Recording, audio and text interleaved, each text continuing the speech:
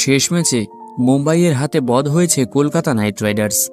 গতবারের ডিফেন্ডিং চ্যাম্পিয়নরা রাজস্থানের বিরুদ্ধে ঘুরে দাঁড়িয়েও ফের হারে ফিরেছে। আর সেই কারণেই আইপিএল 2025 পয়েন্টস টেবিলের একেবারে নিচে জায়গা হয়েছে নাইটদের। কাজেই 3 এপ্রিলের ম্যাচে একেবারে সর্বশক্তি নিয়ে ঝাঁপিয়ে পড়বে কেকেআর। জয়ে ফিরতে সানরাইজার্স হায়দ্রাবাদের বিরুদ্ধে নাইটদের প্লেইং ইলেভেনে যে বদল আসবে সেটা খুবই স্বাভাবিক।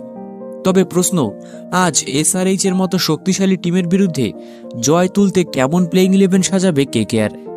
বাদ পড়ছেন কারা? রইল বিস্তারিত। ইডেনে বৃহস্পতিবার মানে আজ মুখোমুখি কলকাতা এবং হায়দ্রাবাদ। দুই টিমই নিজেদের আগের ম্যাচে হেরেছে, ফলে জয়ে ফেরার জন্য মরিয়া থাকবে তারা। প্র্যাকটিসে রাসেলকে বড় শট খেলতে দেখা গিয়েছে।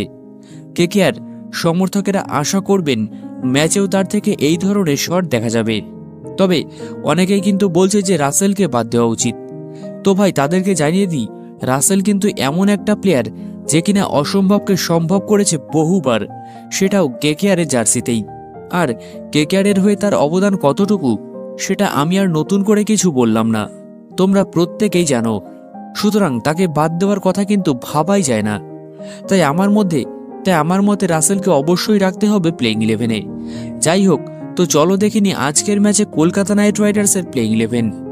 Quinton de Kock, Sunil Narine, Ajinkya Rahane, Venkatesh Iyer, Ankush Raghuvanshi, Rinku Singh, Andre Russell, Ramandeep Singh, Spencer Johnson, Harshit Rana এবং বরুণ চক্রবর্তী। তোমাদের মতে কি হতে পারে কলকাতা নাইট রাইডার্সের প্লেইং ইলেভেন? ভিডিওর নিচে কিন্তু অবশ্যই কমেন্টে জানিও।